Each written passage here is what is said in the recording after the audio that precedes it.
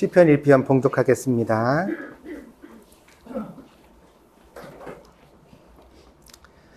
복 있는 사람은 악인들의 꾀를 따르지 아니하며 죄인들의 길에 서지 아니하며 오만한 자들의 자리에 앉지 아니하고 오직 여호와의 율법을 즐거워하여 그의 율법을 주야로 묵상하는도다.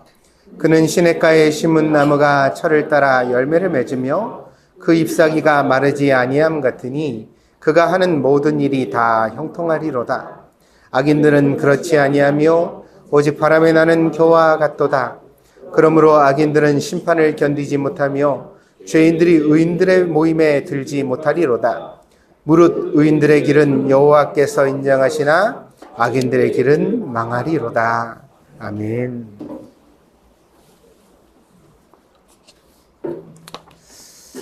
세상에는 네 종류의 자식이 있다고 합니다. 자식을 네 가지 종류로 나누는데요. 첫 번째는 공부도 잘하는 자식. 다 잘한다는 거죠. 다 잘하는데 공부마저 잘하는 자식이 있습니다. 이게 이제 한으로 치면 3 플러스쯤 되는 거죠. 두 번째 자식은 공부는 좀 못하지만 부모 말을 듣는 자식이랍니다. 그래서 성적이 잘 나오지는 않지만 그래도 공부하려면 하고 방 치우려면 치우고 이렇게 부모 말을 좀 들을 줄 알면 그래도 아주 훌륭하진 않지만 훌륭한 자식 축에 듭니다. 세 번째 자식은 어떤 종류가 있느냐면 공부도 못하고 부모 말도 잘 안 듣지만 그래도 건강한 자식이 있습니다. 병원에 가서 아이들이 아픈 걸 보면 그런 말이 저절로 나오죠. 그냥 아프지만 마라. 그렇죠? 사실 뭘 잘하고 못하고 이런 걸로 속을 썩는 건 그렇게 속상한 일은 아닙니다. 병원 가보면 압니다. 여러분들 만약에 아이들 키우다가 너무 낙심될 때가 있으면요. 종합병원 어린이병동에 한번 가보세요. 거기 앉아서 이렇게 슬 앉아있으면 온갖 부모들이 아이들을 데리고 오고 가는 것만 봐도 아, 내가 참 행복한 사람이었구나 위로받게 될 줄 믿습니다. 이제 네 번째 자식이 있는데요. 네 번째는 어떨 것 같아요? 어떤 종류일 것 같아요?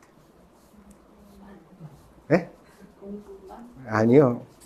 네 번째 자식은 좀 특별한데 지 애비 닮은 자식이랍니다.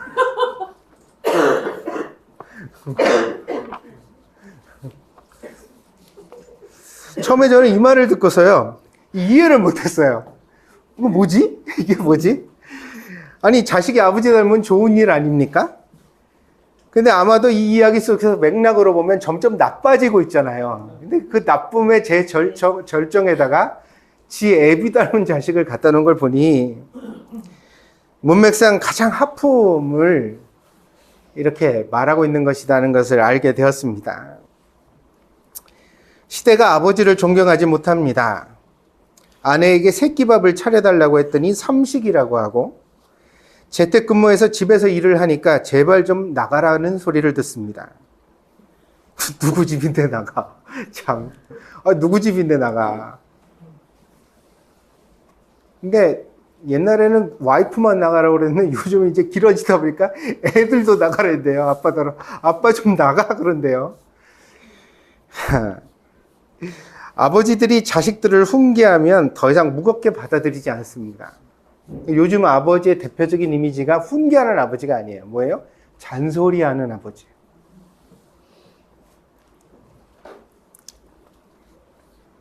오죽하면 지 애비 닮은 자식이 욕처럼 쓰이고 헛웃음을 자아내게 되었겠습니까? 이런 시대상은 우리의 신앙에도 분명히 영향이 있습니다. 왜냐하면 우리가 하나님을 하나님 아버지라고 부르기 때문입니다. 왜 하나님은 어머니가 아니시고 아버지일까? 하나님을 어머니라고 부르면 실례일까? 실제로 하나님은 부성과 모성의 원천이 되십니다. 신학적 주제로 어머니 하나님이라는 논제도 사실은 잘 알려지지는 않았지만 오랫동안 깊은 역사 속에 다뤄졌던 주제입니다. 하나님을 남성적인 분으로만 이해할 필요는 없습니다. 창세기 1장에 보면요. 하나님이 남자와 여자를 창조하시는데 자기의 모양과 형상대로 창조하셨다고 그랬어요. 하나님의 형상과 모양대로 창조된 게 남자만이 아니에요. 남자와 여자를 창조하시되 자기의 모양과 형상대로 창조하시고, 그러니까 하나님께 여성적인 부분도 있는 거예요, 없는 거예요? 있는 거죠. 하나님이 그걸 주신 거예요. 그러니까 하나님은 아버지이면서도 동시에 어머니가 되시는 분이라는 사실이 틀리지 않습니다. 그럼에도 불구하고 역사적으로 우리는 하나님 아버지라는 호칭을 오랫동안 사용해 옵니다. 왜냐하면 성경이 그렇게 계시했기 때문입니다. 성경이 그것을 그렇게 한 번만 말하는 것이 아니라 구약부터 신약까지 반복하여 하나님을 아버지라고 말하고 있습니다. 이에 대한 자세한 설명은 오늘의 본문에서는 벗어나는 일입니다. 그렇지만 한 가지 사실을 여러분에게 말씀드리고 싶습니다. 아버지들이여, 분발하십시오. 당신들의 명예가 하나님의 명예와 연결되어져 있습니다. 아버지가 흔들리면 사람의 자녀들은 하나님 아버지라는 호칭이 주는 신앙적 의미를 제대로 이해하지 못합니다. 아니, 자기 아버지가 부정적인데, 잔소리하는 사람인데, 집에서 제일 형편없는 취급을 받는 대상인데, 어떻게 신앙생활을 하면서 하나님 아버지라는 호칭을 써갈 때 그 호칭 가운데 극진한 사랑과 존경을 담을 수 있겠는가? 그 하나님과 어떻게 제대로 된 관계를 가질 수 있겠는가?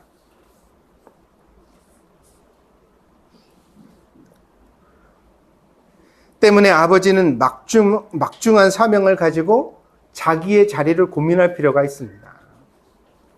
그래서 2025년도 첫 주 예배를 드리며 여러분에게 권합니다. 아버지들이여, 일어나 봉기하십시오. 형편없는 취급을 당연하게 받아들이지 마십시오.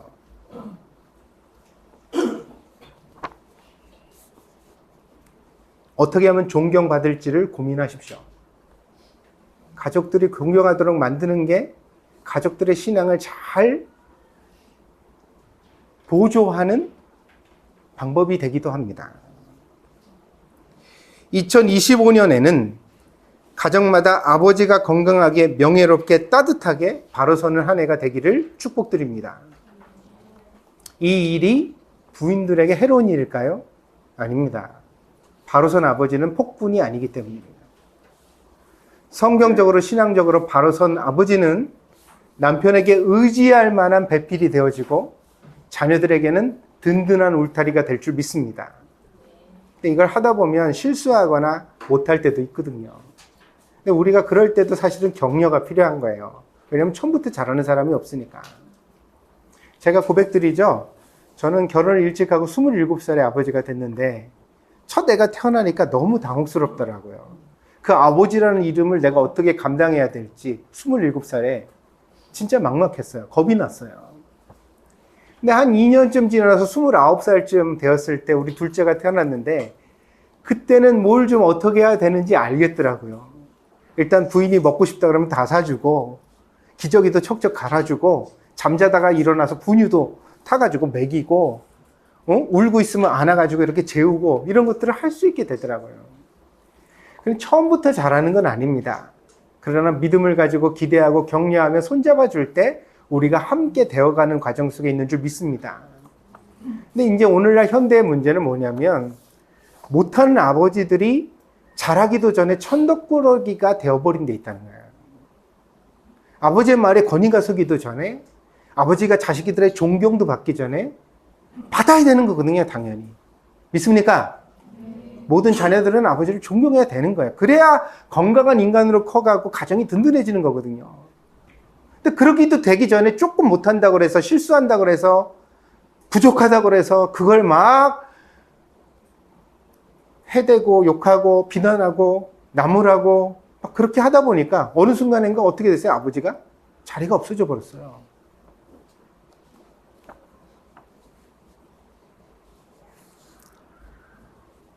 그래서는 안 됩니다. 오늘 예배를 통하여 여러분들의 가정 속에 아버지를 잘 세울 수 있는 지혜가 있기를 바랍니다. 그래서 아내들이요, 남편을 자녀들에게 존경하라고 말로만 가르치지 말고 아내들이 남편을 존경해야 자녀들이 아버지를 존경합니다. 믿습니까? 믿습니까? 그게 뭐 밥상을 이렇게 들고 들어가서 차려주라는 얘기도 아니고, 공손한 존칭을 쓰라는 얘기도 아니에요. 제가 늘 드린 얘기가 그래요. 진짜 사랑하는가? 사랑하면 중요해지거든요. 중요하면 존중받아요.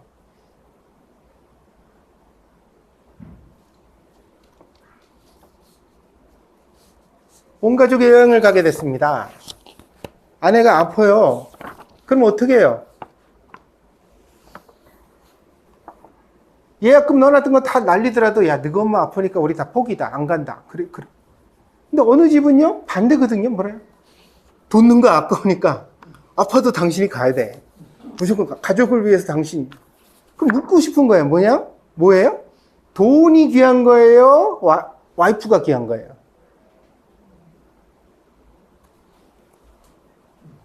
제가 드리고 싶은 얘기가 이거예요. 사랑하면 이 가치가 변해요. 믿습니까? 사랑하면 그렇게 안 하거든요. 내가 사랑한 사람이 아프다면 마음이 절절하거든요. 그러니까 사랑하는 사람은 존중받게 되어지고 존중하니까 그 태도가 달라지는 거예요. 그러니까 오늘날 가정 속에서 아버지가 무너졌다는 얘기는 한마디로 바꿔 말하면, 그러면 아내는 제대로 존경받고 있겠는가? 대우받고 있겠는가? 자녀들이 엄마를 볼 때 엄마에 대하여서 엄마는 우리를 위해 희생하고 헌신하고 사랑하고 정말 모든 것을 잘 공급하는 집안의 해와 같은 존재라는 사실이 가르쳐지고 있겠는가? 그럼 여러분 자녀를 앞에다 두고 오늘 하나님 앞에서 생각해 보세요. 이 자녀가 아버지를 아버지대로 제대로 존경하지 못하고 어머니를 어머니대로 제대로 사랑하지 못한다면 이렇게 이 자녀를 만들어낸 것은 누구예요? 목사예요?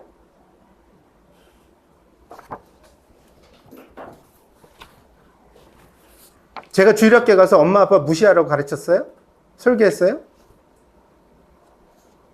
여러분들이 서로 쏜 화살이 그렇게 만든 거 아니에요. 남편이 아내를 향하여, 아내가 남편을 향하여. 애가 듣는지도 모르고 지나가는 말로 툭툭 던지는 네 아버지는, 네 엄마는. 그래놓고 나중에 가정 예배 드릴 때만, 그렇게 나중에 아이들을 훈계할 때만 엄마를 존경해라, 아빠를 존경해라. 택도 없는 소리를 하고 있어요.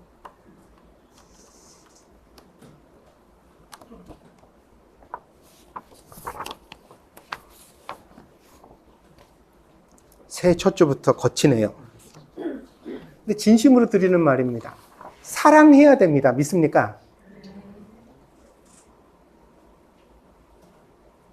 남편들한테 뭐 전기세 아까우니까 모니터 끄고 다니라 그런 얘기 하지 마요. 근데 드리고 싶은 얘기. 당신 남편의 가치가 전기료만 못해요?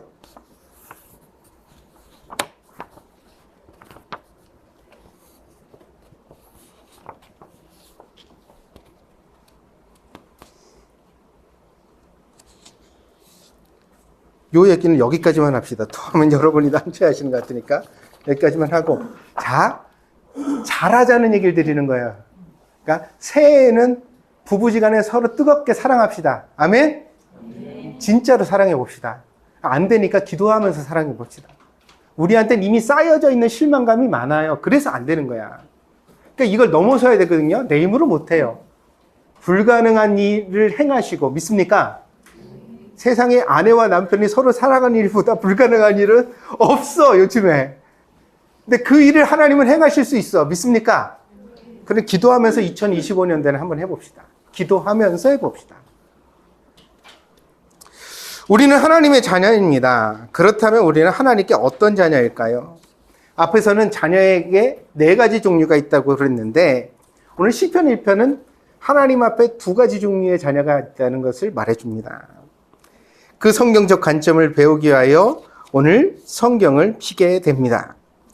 시편은 성경에서 가장 두꺼운 책입니다. 성경 전체가 하나의 책이라고 할 수 있지만 또한 66권이 모두 다 저자가 다르고 시대가 다르고 주제가 다르기 때문에 각각의 책이라고도 말할 수 있습니다. 그렇다면 그 66권의 책 중에서 가장 두꺼운 책이 뭐냐? 바로 시편입니다. 시편은 150편으로 되어져 있습니다. 다른 성경의 장들은 후대의 편의를 위해 넣은 겁니다. 에베소서 1장 1절이 원래 있던 게 아니에요. 나중에 킹제임스 성경 뭐 이런 거, 그 흠종역이라고 하는 성경들을 편찬하고 그러면서 그때 장절이 정해져서 넣어집니다. 그때 장과 절이 만들어진 거예요, 후대에. 원래 성경에는 있어요, 없어요? 통짜 편지예요. 통짜 선지서고. 근데 시편만은 어때요?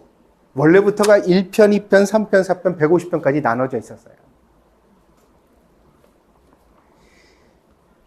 이 시편도 그 모아진 시대와 주제에 따라 5권으로 분류됩니다. 그래서 이러한 시편의 구성이 모세오경을 담고 있다고 말하기도 합니다.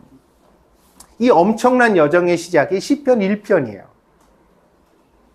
그러니까 성경을 압축한 책이 시편인데 그 시편의 머리, 얼굴이 되어지는 시편이 뭐라고요? 시편 1편이라고요. 시편을 다뤄갈 때 이 1편이 그만큼 중요한 관문이 되어지고 의미를 가지게 되는 것입니다. 그리고 그 시편 1편의 주제는 복 있는 사람입니다.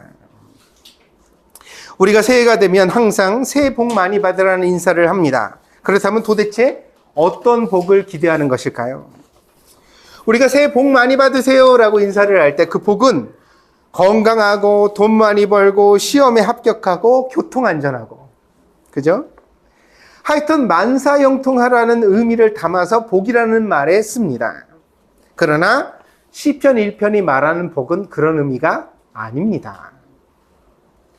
히브리어에서 이 복은 에셔라는 단어인데 이 에셔는 상대적 복이 아니라 절대적인 가치의 복을 의미하고 있습니다. 앞에서 말한 사람들의 축복이 남들에 비하여 내가 좀 더 가지고 안전하면 만족하는 수준의 축복이라면, 그러니까 돈을 많이 벌고 이렇게 말하잖아요. 그럼 얼마나 많이 벌면? 1,000엔보다 만 원이 많잖아요. 그럼 만 원 벌면 만족해야 되는 거 아니에요? 근데 만 원 벌고 우리가 만족을 못해요. 왜 못할까요? 모두가 다 5,000엔밖에 못 버는데 나 혼자 만 원을 벌었으면 만 원 번 게 행복할 거예요. 우리 다 그렇게 느껴요. 그런데 어떤 사람은 하루에 10만 엔도 번대.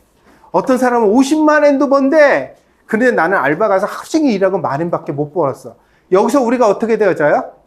불행해지는 거거든요. 건강도 어때요? 아니, 제가 앞에서 말씀드렸잖아요. 종합병원, 아동병원에 가가지고 막 아파서 왔다 갔다 하는 아이를 보면 애가 그냥 오늘 나와 같이 밥만 먹을 수 있는 것만 해도 행복해요. 근데 우리는 어떠냐면 우리보다도 훨씬 더 건강한 사람들을 보거든요. 누구는 허리 쑤시지도 않고 두통이 있지도 않고, 누구는 운동을 하루 종일 해도 다음날 멀쩡하고, 이런 사람들과 자기를 비교하면서 내가 어떻다고 느끼는 거예요? 건강하지 못하고 부족하다고 느끼는 거예요. 그런데 시편 1편의 복은 그런 상대적 복이 아닙니다. 성경이 말하는 축복은 보다 더 근본적이며 본질적인 축복입니다.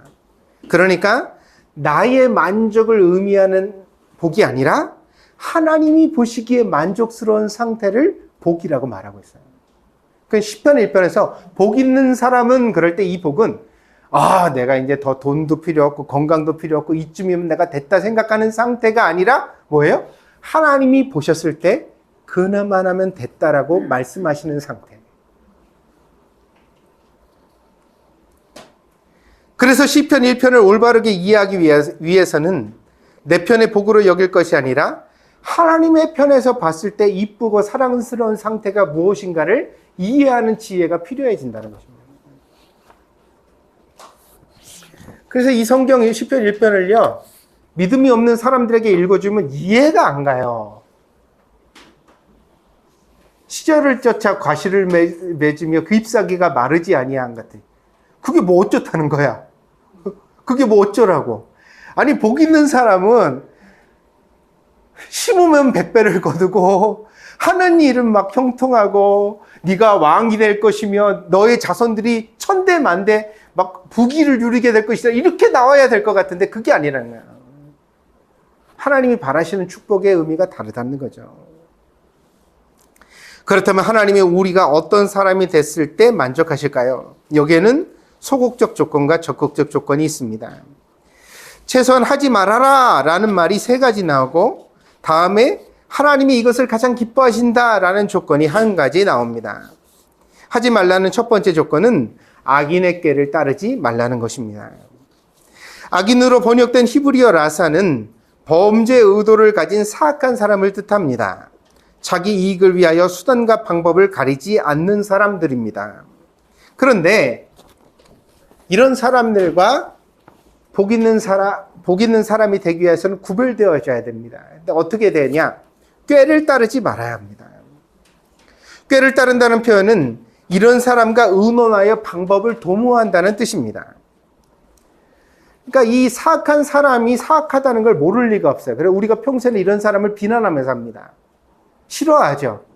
그런 사람 곁에 오면 내가 피해를 입거든요. 그러니까 손가락질도 하고 막 욕도 하고 그러면서 살아요. 근데 어쩔 때 이런 사람들이 가끔 우리의 유혹의 대상으로 등장을 하느냐면 내가 보편적 방법으로는 절대 해결할 수 없는 일과 문제를 만나게 됐을 때 이런 사람들이 필요해진다는 거예요.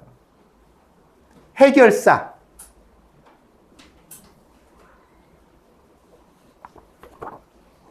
여러분, 조폭이나 해결사 같은 사람들 평소에 여러분이 연락할 일이 있어요? 만날 일이 있어요? 없어요? 없죠. 근데 누가 내 돈을 띄어먹고 도망갔어. 근데 법에다 고소를 했는데 법적으로도 이게 해결이 잘 안 돼. 속에는 억울함이 터져 죽겠어. 그때 우리가 무슨 생각을 하냐면 그게 정당한 법의 테두리는 있지 않지만 내가 해결사 같은 사람들을 고용해가지고 보복해 줄 거나 돈을 받아낼 수 있는 방법이 있지 않을까? 이런 생각을 한다는 거죠. 악인의 꾀를 따른다는 게 그런 의미예요. 정상적 삶의 양태에서 가끔 가다가 뭐라 그래요? 이 방법이 내 능력으로 해결이 안 될 때, 그렇다면 편법은 없을까? 그렇다면 좀 나보다 더 세게 살아가는 사람들의 방식을 내가 좀 차용할 수는 없을까? 둘째는 죄인의 길에 서지 말라고 했습니다. 본문의 죄인은 그냥 죄인이 아닙니다. 히브리어 카타는 영어 성경에는 이렇게 sinful이라고 표현을 했는데 죄가 그 말에 그대로 죄가 충만한 사람이에요. 무슨 얘기냐? 순수한 죄인, 그야말로 죄의 순도가 높은 죄인을 뜻합니다.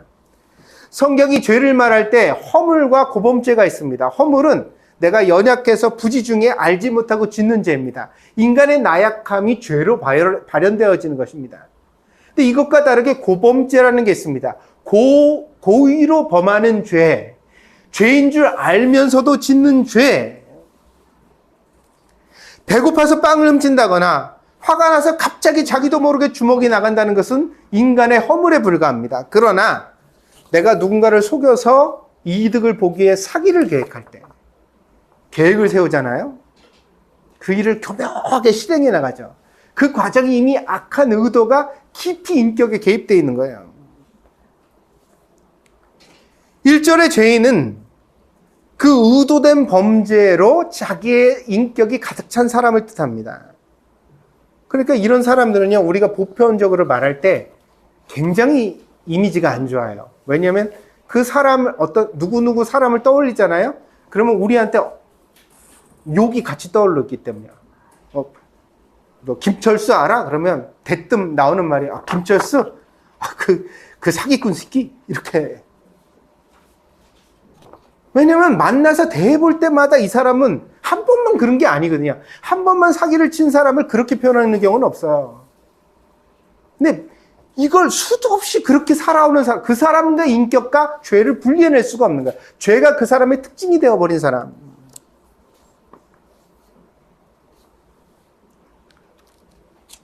그래서 죄인의 길에 서지 말아야 된다는 것은 그렇게 확정된 죄인으로 나아가지 말아야 된다는 뜻입니다. 그런데 여기가 끝이 아닙니다. 셋째는 뭐라 그랬죠? 오만한 자의 자리에 앉지 아니하고.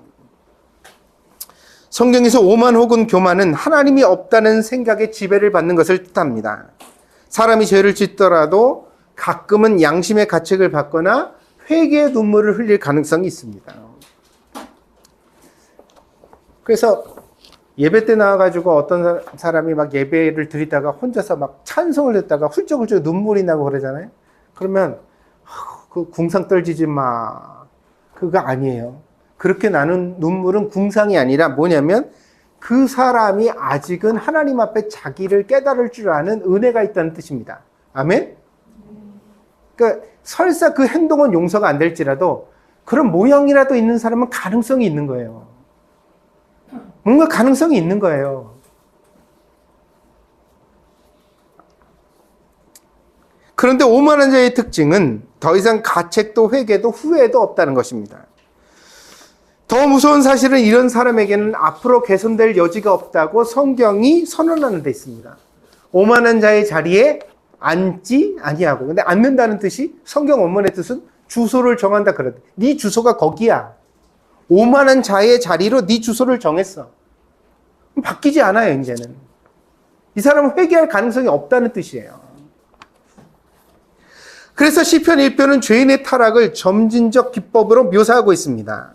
처음에는 양심이 있었는데 그 양심이 마비되어서 가끔 나쁜 짓을 일삼다가 마침내는 그것이 인격 안에 들어와서 이게 죄가 난지 내가 죄인지 잘 구별되지 않다가 이제는 더 이상은 회개도 못하는 상태가 되어버리는 죄인이에요. 이렇게 되지 말라고 성경은 우리에게 경고하고 있습니다. 그러니까요, 이 세 가지 하지 말라라는 시편 1편의 가르침을 경계하면 적어도 하나님이 복 주시는 사람이 되기 위해서는 어떻게 해야 돼요? 죄를 멀리하고 경계해야 된다는 가르침이 있습니다.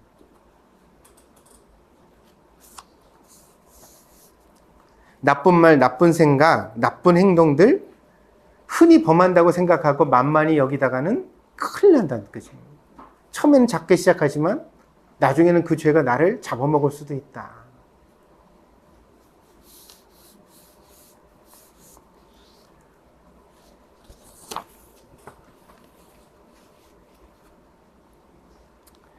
하나님이 기뻐하시는 복 있는 사람의 적극적 조건은 무엇입니까? 오직이라는 수식어가 붙었죠. 한 가지입니다. 그게 뭐죠? 하나님의 말씀을 묵상하는 사람이 되는 것입니다. 여기에 묵상에 대한 두 가지 특징을 또한 말해주고 있습니다. 이 묵상은 어떻게 해야 돼요? 첫째는 기쁨이 있어야 됩니다. 여호와의 율법을 즐거워하여 그랬잖아요. 기쁨이 있어야 돼요. 늘 말씀드리지만 참된 신앙의 가장 큰 특징은 기쁨입니다. 우리가 막 골머리, 제가 그랬잖아요. 가끔 가다가 막 설교를 듣다가 예배를 드리다가 찬송을 보다가 눈물이 칵 나고 그러면 그거 좋은 징조라고. 그 사람 아직 회개하고 새롭게 될 가능성이 있는 거라고. 신앙에도 마찬가지예요. 막 사람이 걱정도 하고 근심도 하고 불안도 하고 초조도 하고 우울할 수도 있어요. 그런데도 불구하고 가끔 가다가 막 하얀 이를 드러내고 환하게 웃을 수 있는 사람. 그 사람은 아직 신앙의 불이 꺼지지 않은 사람이에요. 믿습니까?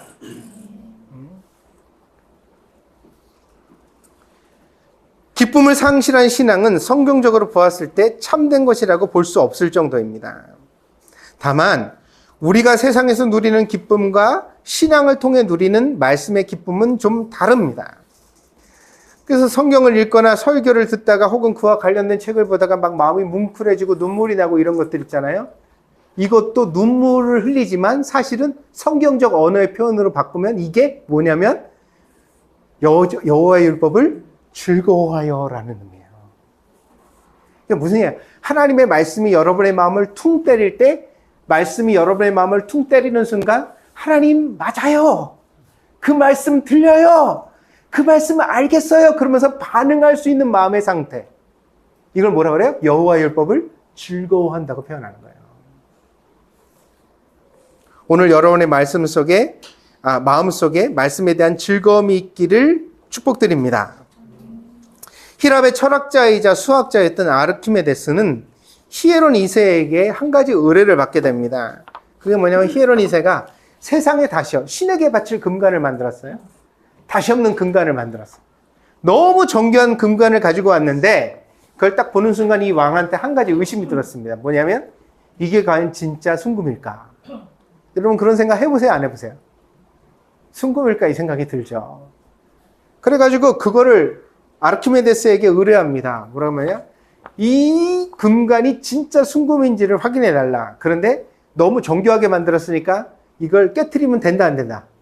안 된다. 녹여서 재면 누구나 하겠죠. 녹이지 말고 있는 모양 그대로 이 순금인지 아닌지를 확인해달라. 이렇게 제안을 했습니다. 아르키메데스가 이것을 해결할 길이 없었죠. 그러다가 어느 날 목탕에 가가지고 목탕 욕조에 딱 들어갔는데 물이 넘치는 거예요. 그때 그냥 벌떡 일어나면서 유레카! 유레카가 무슨 뜻인 줄 알아요? 찾았다 그런 뜻입니다. 알게 됐다. 그래서 그 이후로 유레카는 진리를 발견하는 기쁨을 나타내는 탄성으로 쓰여집니다. 여러분이 뭘 하다가 요리를 연구하다가 뭐 여러분이 하는 일을 하다가 막혔던 게 뚫리잖아요. 그 여러분 뭐라고 그러셔야 유식한 사람이 되는 거예요? 유레카! 그러면 여러분이 좀 이제 역사도 알고 좀 문화를 아는 사람이 되는 거죠. 아르키메데스는 이걸 어떻게 해결했을까요? 물질에 따라 부피가 다르다는 것을 이해했어요. 사람이 들어가면 사람의 부피만큼 물이 넘치잖아요. 그걸 보면서 이해를 한 거예요. 뭐냐? 그러면 플라스틱과 금은 부피가 서로 다를까요? 같을까요? 다르죠. 금은 조그맣고 플라스틱은 커야 같은 무게가 될 거 아니에요. 이해하시겠어요? 그럼 저울에다가 금관이랑 똑같은 무게의 금덩어리를 딱 저울에다 재요. 그러면 저울이 이렇게 수평이 잡혔을 거 아니에요. 그죠? 금관이랑 똑같은 무게의 금덩어리가 여기 저울 양쪽에 딱 있는 거예요. 근데 이걸요, 그대로 욕조에다가 딱 넣잖아요. 그럼 저울이 기울어요. 왜 기울을까요? 부피가 다를 수 있기 때문에. 똑같은 금이면 똑같이 가라앉습니다. 그런데 이 중에 약간이라도 불순물이 섞였잖아요? 그럼 그 불순물 때문에 부피가 달라지는 거예요. 부피가 커지면 어떻게 될까요? 뜨고, 부피가 작으면 가라앉고, 이렇게 되어집니다. 그래서 물 속에 넣어봤을 때 똑같은 그 황금의 금관과 똑같은 무게의 금덩어리를 물 속에 같이 넣어봤을 때 여전히 수평이라면 금관은 진짜 순금인 거예요. 근데 이게 한쪽으로 기울면 여기는 뭔가가 금보다도 무겁거나 더 가벼운 것이 들어가 있다는 것을 반증하게 된 겁니다. 야, 이건 사실 설교에 할 필요가 없는데 여러분의 상식을 위하여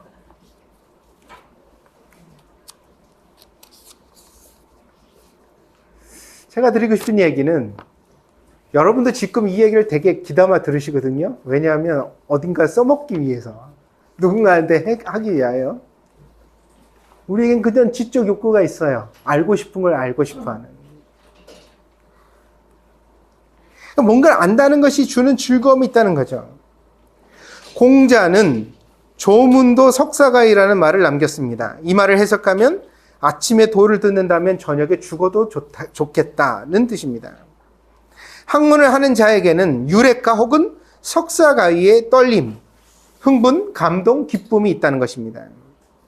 그렇다면 신앙의 하나님의 음성을 들을 때 우리 마음속에 생겨나는 즐거움과 기쁨은 어떨까요? 그러니까 설교를 듣고도 성경 말씀을 읽고도 내 마음속에 아무런 파장이 일어나지 않는다는 건 듣지 않았다는 뜻인 거예요. 들어도 듣지 않은 거예요. 예수님이 이런 사람들을 누누이 책망하셨어요. 너희는 귀가 있어도 듣지 못하냐? 눈이 있어도 보지 못하냐? 하나님의 말씀이 우리 안에 들려질 때, 느껴질 때에는 반드시 어떤 반응이 있게 되냐? 즐거움, 기쁨이라는 반응이 있게 된다고 성경이 말하고 있습니다. 말씀에 대한 반응은 살아있는 신앙의 당연하고 필수적인 증거입니다. 성경과 동행하는 기쁨을 알지 못한다면 그는 그리스도인이라고 할 수가 없습니다. 그래서 학생들이나 청년 때는 성경을 너무 일방적으로 강요하여 가르치다 보니까 막 수련회 가서 그런 거 하잖아요. 요절 안 해오면 밥 안 줘. 밥 타기 위해서 막 요절 외우고, 주일학교에서도 요절 외워 달란트 받고 이런 거 하잖아요. 그러다 보니까 이제 이게 훈련이기는 한데 아이들한테 이게 뭔가 좀 강제 같다, 좀 힘들다, 버겁다 이런 생각들을 주다 보니까 이 말씀에 대한 기쁨의 어떤 그 느낌은 좀 상쇄시키는 면이 없지 않은 것 같아요. 근데 이제 어른이 되어서도 그런 말을 하는 걸 들어요. 뭐냐면, 목사님, 이번 수련회 가서 설교는 짧으시죠? 이번 야유회 때는 좀 어떻게 대충 손님들이 오니까 가깝게. 물론 우리가 하고자 하는 일들을 해야죠. 그럼 그렇게 말할 필요는 없는 겁니다. 우리가 하나님의 말씀의 즐거움을 안다면 그럼 우리가 뭘 바라게 될까요? 우리 교회 오는 손님들도 아이들도 그 누구라도 내가 듣는 이 하나님의 말씀을 잘 이해하고 들어서 하나님과의 그 평화 샬롬을 느끼고 누릴 수 있으면 참 좋겠다. 할렐루야. 그게 신앙이거든요. 그게 말씀에 대한 존중이거든요. 그래서 말씀을 묵상하는 자의 첫 번째 특징은 말씀을 묵상하는 것 속에 기쁨이 있다는 겁니다. 떨림이 있다는 겁니다. 감동이 있다는 겁니다. 느낌이 있다는 겁니다. 두 번째 특징은 성실함입니다. 주율법을 주야로 묵상하는 도다 그래요. 주야는 아침과 저녁이라는 의미, 한결같음을 뜻합니다. 성경은 생명의 시작을 호흡이라고 말합니다. 이 말은 한 단어이지만 두 가지 의미를 함께 담아냅니다. 호는 뭐예요? 내쉬는 호흡. 흡은 들이쉬는 호흡. 들숨과 날숨이라고 말하죠. 날숨과 들숨 이게 되겠죠? 호흡이라는 말은 그런 의미를 담습니다. 생리적으로는 들이마셔야 비로소 내쉴 수 있습니다. 들이셔야 내쉴 수 있죠. 왜냐하면 공기는 원래 우리 것이 아니니까 들이셔야 내쉴 수 있습니다. 근데 왜 흡호라고 하지 않고 호흡이라고 말할까요? 아기의 탄생을 생각해 봅시다. 아기는 태어날 때 폐가 양수로 가득 차 있습니다. 신기하죠? 우리는 폐에 물이 차면 죽는데 아기는 양수를 채워놓고 그걸로 호흡합니다. 그러다 출생과 더불어 공기를 훅 들이키는 순간 공기가 폐에 가득 차면서 폐 속에 있는 양수를 밖으로 토해냅니다. 그래서 애가 처음에 태어날 때 입안에 막 부물 같은 것도 나오고 그래서 억지로 입을 벌려서 끌어내주기도 하고 그렇게 양수가 나오는 거죠. 그걸 끌어내야 됩니다. 호가 먼저 아니라 흡이 반드시 먼저 있어야 되는 겁니다. 근데 왜 사람의 숨을 호흡이라고 하는가? 창세기 표현을 보면 이해할 수 있습니다. 창세기 2장 7절입니다. 여호와 하나님이 땅의 흙으로 사람을 지으시고 생기를 그 코에 불어넣으시니 사람이 생명이 된지라. 하나님이 흙으로 사람을 만드시고 먼저 그 코에 하나님의 호를 불어넣으셨습니다. 하나님이 호하고 불어넣어 주셨으니까 사람이 호부터 시작한 게 아니라 뭐부터? 흙부터 시작한 게 아니라 호부터 시작할 수 있게 되었다는. 하나님이 생명의 근원이 되심을, 아버지가 되심을 이 호흡이라는 말이 우리에게 가르쳐주고 있습니다. 그러니까 하나님이 주셨기 때문에 내가 뱉음으로써 인생을 시작할 수 있다. 이 생명의 원리를 이해하면 사람은 하나님께 매달리지 않을 수 없고 의지하지 않을 도리가 없습니다. 나이 먹어갈수록 저는 마음이 점점 안정되고 담대할 줄 알았습니다.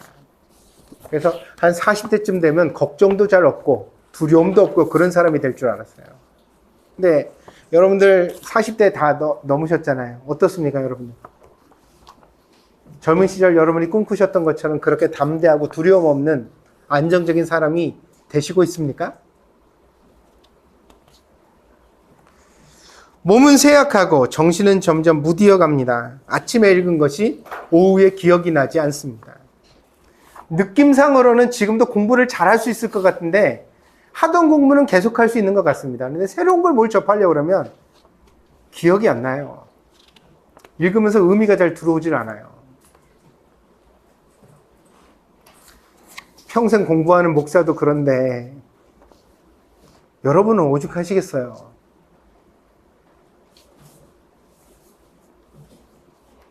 오히려 마음은 점점 더 예민해져서 작은 일에도 상처받고 섭섭하고 억울하기까지 합니다.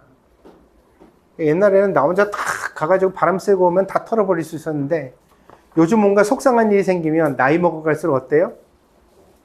이틀 꽁 생각하고 3일 꽁 생각하고 이게 나도 이상하죠. 이게 풀었으면 좋겠는데 잘 안 풀려요.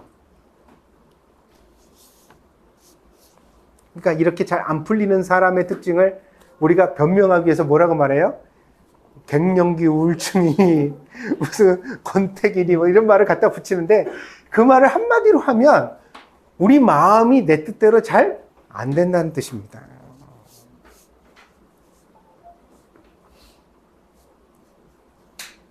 하나님의 말씀을 듣지 못한다면, 그 말씀에 의지하여 살아가지 않는다면 인생은 얼마나 막막하고 허전할지 모릅니다.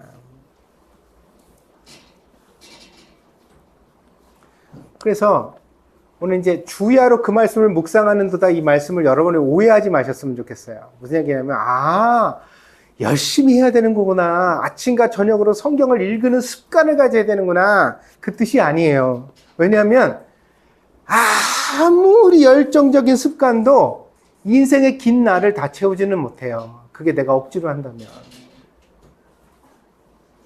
여러분, 케일 주스 같은 거 쓴 거 건강을 위해서 우리가 일주일에 한 달이나 쓱 먹을 수 있죠. 그래요, 안 그래요? 10년 먹는다면, 평생 죽을 때까지 이것만 먹으려면 먹을 수 있겠어요? 그러니까 억지로 하는 습관이 오늘 본문 시편 1편이 말하는 우리 평생의 밤과 낮을 주야를 다 채울 수는 없다고요. 그럼 시편 1편이 말하는 하나님의 말씀을 다한 성실함은 뭐냐? 어떻게 하나님의 말씀을 죽을 때까지 주야로 묵상하는 사람이 될 수 있느냐?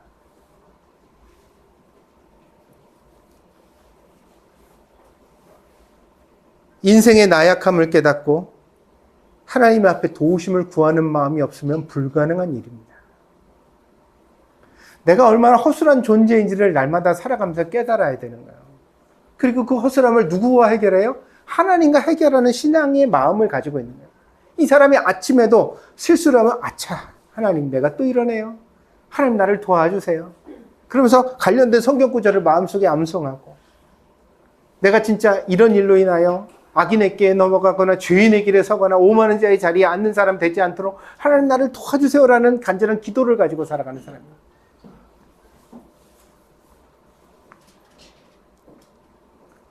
그러니까 성실하려고 성실한 것이 아니라 성실하지 않을 수 없어서 성실한 단계를 오늘 시편 1편이 우리에게 말하고 있습니다. 이 시편은 우리에게 물어요. 뭐냐?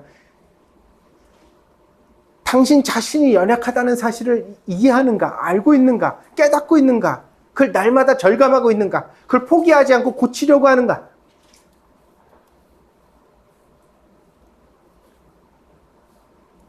시편 1편이 말해주는 하나님의 자녀의 수준은 두 가지입니다. 첫째는 초보적 단계인데, 악인에게, 죄인의 길, 오만한 자의 자리와 싸우는 단계의 사람이에요. 이게 하나님의 자녀에 있어서 첫 번째 단계의 사람이에요. 맨날 자기 안에 안 되는 거, 못하는 거, 틀려먹은 거, 고쳐야 될 것에 집중하고 살아가요. 근데 성숙한 신앙의 단계가 있습니다. 그게 뭐죠? 하나님의 말씀을 알고 이해하는 단계입니다. 말씀 속에서 기쁨을 얻고 그 말씀을 계속해서 자기 삶에 추구하기 위하여서 붙드는 단계의 자녀입니다.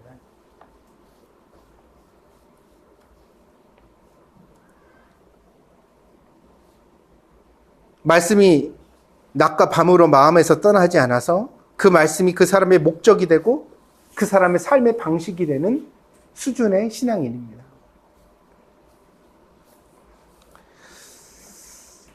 근데 저는 교회 안에서 보니까 자녀들도 그렇잖아요. 부모가 막 야단치죠. 막 뭐라 그러면 막 밥상머리에서도 막 훈계를 심하게 하고 막 나무라는 소리를 하다 보면 애들이 잘해요, 못해요? 더 못하게 되는 악순환이 오죠. 우리가 한국말로 좋은 표현이 있죠. 주눅 든다고 표현하죠. 옳은 말이에요. 근데 옳은 말을 했지만 애가 그걸 듣다가 이게 감당이 안 되니까 나중에 어떻게 돼요? 주눅 들어요.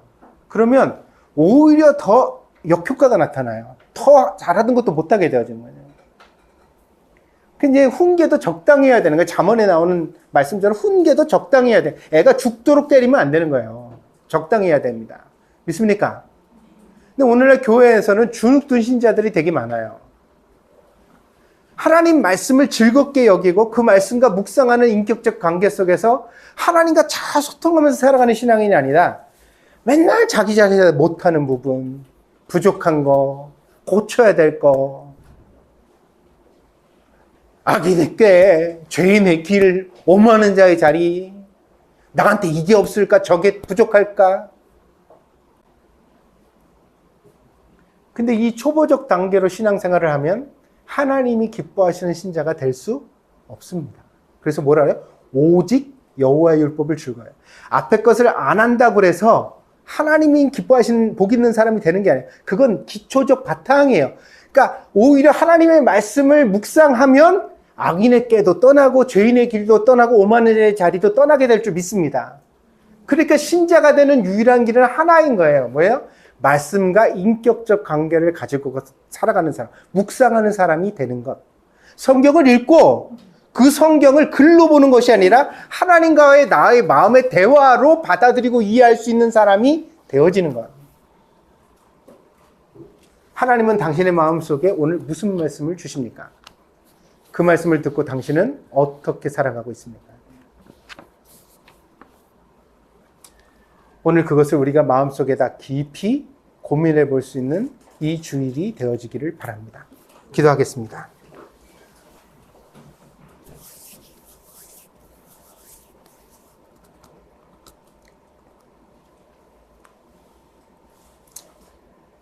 주의 말씀을 묵상하는 자가 되어지기를 원합니다. 하나님의 말씀이 나의 즐거움이 되고 또 내 마음에 내 인생의 성실함이 되어지기를 원합니다. 하나님, 이것을 위하여 오늘 우리가 하나님의 말씀을 향해 활짝 마음의 문을 열 수 있는 사람이 되게 하여 주시옵소서. 그 말씀을 귀로만 듣는 것이 아니라 마음으로 듣게 하시고 때로는 내 마음과 다를 때에도 하나님의 말씀에 나를 굴복시켜 순종할 줄 아는 사람이 되게 하여 주시옵소서. 그리하여서 하나님의 기쁨으로 살아가는, 또한 하나님께서 나를 기뻐하시는 그런 사람이 될 수 있도록 하나님 우리를 인도하여 주시옵소서. 2025년도 한 해에는 동경드림교회 모든 성도들에게 하나님의 말씀을 묵상하는 은혜가 있기를 원합니다. 그 묵상을 통하여 자기를 변화시키고 예수님을 닮아가며 더욱더 하나님의 뜻을 우리의 삶 가운데 성취하는 복된 사람이 될 수 있도록 축복하여 주시옵소서. 감사를 드리며 예수님의 이름으로 기도하였습니다. 아멘.